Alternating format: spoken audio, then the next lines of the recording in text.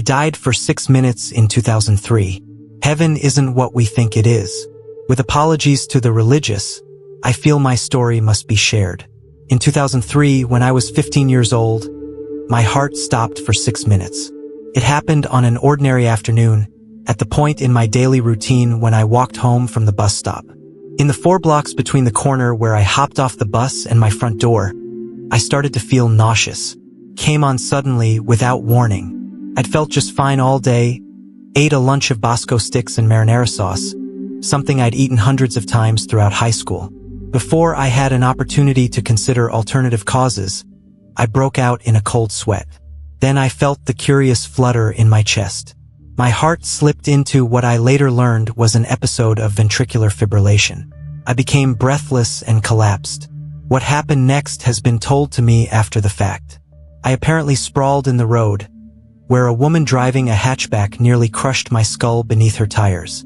Instead, she screeched to a halt, tried to rouse me, then dialed emergency services when she failed to do so.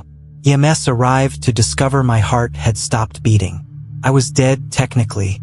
They transported my body to the hospital, and somewhere along the way managed to shock my ticker back to life. Thus began a harrowing weeks-long journey through the American healthcare system that led eventually to an ablation, pacemaker, and mountains of debt my family is still dealing with. But my heart's all right, and thank F*****K it is, because what I learned that day has taught me never to thank God for anything.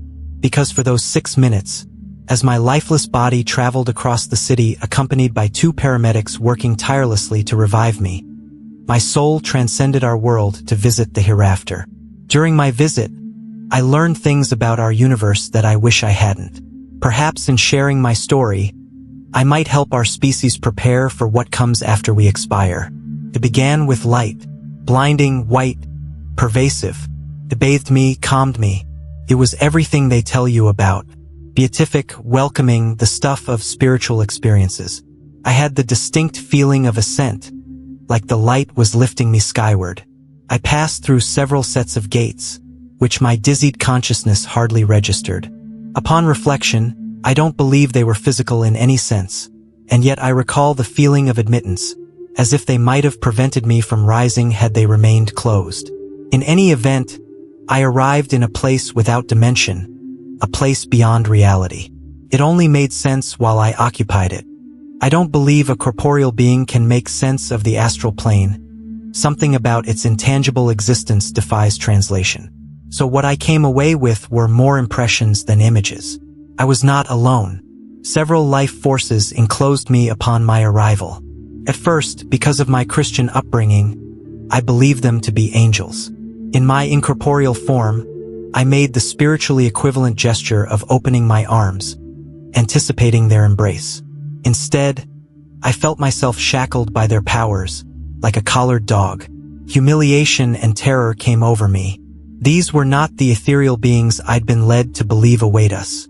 These were cruel, unsympathetic overlords by whom I was fettered. Why? I thought, my soul wailing like a petulant child. Something like laughter returned, but it was cold, mocking. Thoughts floated into my consciousness like birds winging in and out of sight. They delivered some horrifying truths about existence that I'll do my best to relay to you now. Our universe, like many others running parallel to it, contains a pittance of the total energy in existence. It is a farm used to produce souls, which only arise in the precise conditions found in our cosmos. When you hear scientists talk about the improbability of the existence of our Goldilocks universe, it's because they don't actually come into being spontaneously. They're designed, and the hands that craft them are not benevolent gods, but rapacious beings with little care for the creatures they create.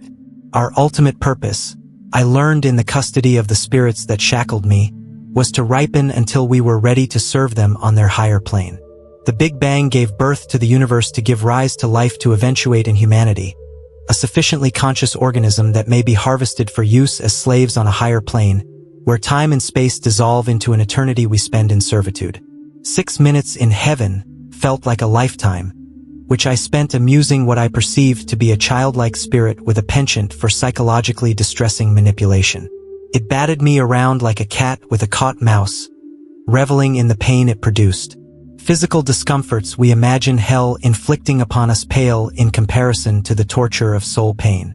Loss of a loved one comes closest, that piercing, emotional damage resulting from trauma. When it became clear my time had not yet expired on earth and I was to return, I was told not to reveal their existence to the rest of my kind. My reward, they communicated to me, would be a marginally improved station among the slave population. Alternatively, if I managed to convince others of their existence, new horrors would await me when I returned. I can't imagine anything worse than what I experienced, subsumed beneath an ineffable grief and torment.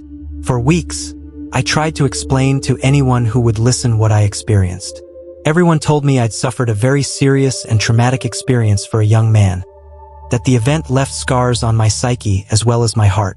I gave up trying to convince them. I slowly began to convince myself that what they told me was true. I simply imagined it. A death dream, as it were. The mind reckoning with its own imminent demise, trying to make sense of the experience. Then I met someone who claimed to have met God. This was a few years later, when the author of a nonfiction book recounting their near-death experience visited my hometown.